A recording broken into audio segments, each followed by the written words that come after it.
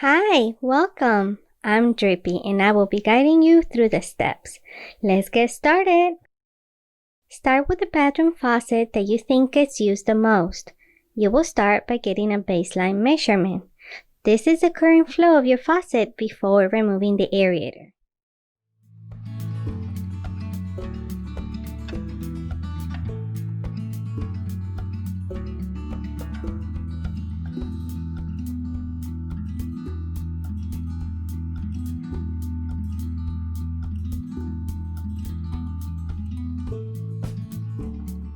Put a bowl under the faucet to catch excess water.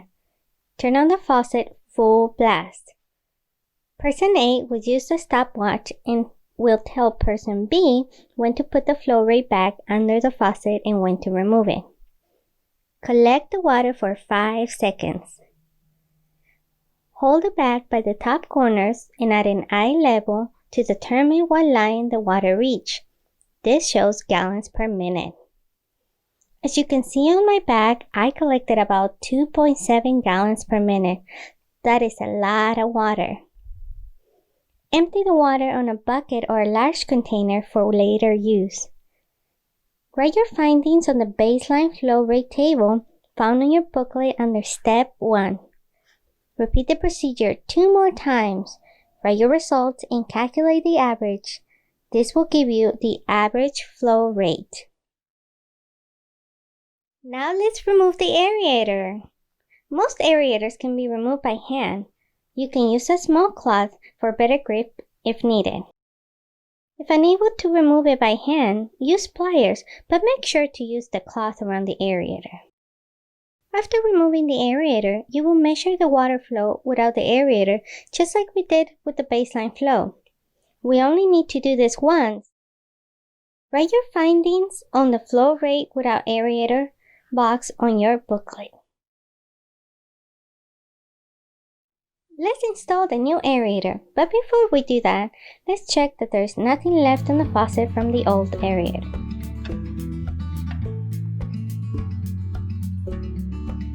Install the new aerator using your hand, and again, you can use a cloth for better grip. Tighten it as much as you can and then turn the faucet to check for leaks. If there's a leak, you can use pliers to tighten it a little more, but make sure to use a cloth around the aerator to prevent the pliers from scratching it. And do not tighten it too much. Now that we have a new aerator, we're going to measure the water flow rate with the new aerator by following the same steps as before, and write your findings on the flow rate with new aerator table. You will take 3 measurements and then calculate the average. This will give you the average flow rate with new aerator. Now we're going to find out how many minutes per day does the water flow from your faucet. To do this, you're going to interview people in your house. Scientists often obtain information through interviewing people. Use the Putting It All Together data sheet that was included with your kit. On the first table, enter the names of all the users of this faucet and don't forget to include yourself if you use it. Now you want to ask them, what do you use this faucet for?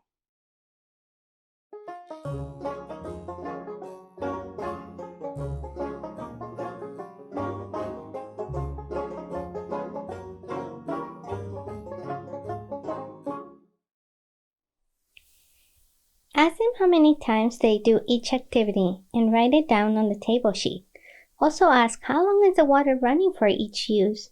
If they're not sure, then as scientists, we often have to conduct experiments to find out the best answer.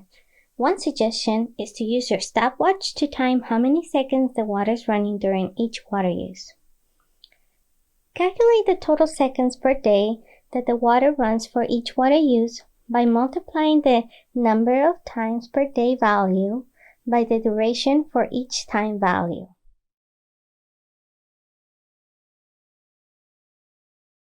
Calculate each user's total seconds per day. Each user will have a different total. Now calculate the total number of minutes per day the water flows from this faucet by adding all users' total seconds per day and dividing it by 60 to get the number of minutes per day the water flows from this faucet.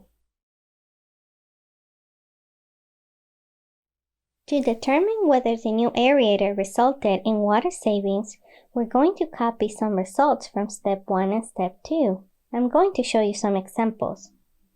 From step 1, we're going to take the average baseline flow rate, drippy 1, and the average flow rate with new aerator, drippy 2, and enter it into the second table of the Put It All Together data sheet.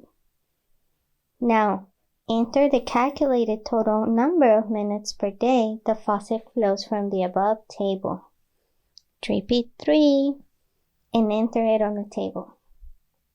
Do the indicated calculations. The final step is to subtract the baseline water use per day minus the new aerator water use per day. If the result is a positive number, then that is your gallons per day water savings with the new aerator. If the number is negative, then that just means that you already had a water efficient aerator. But even if you had a water efficient aerator, it is recommended to replace them every couple of years to avoid mineral buildup. Congratulations!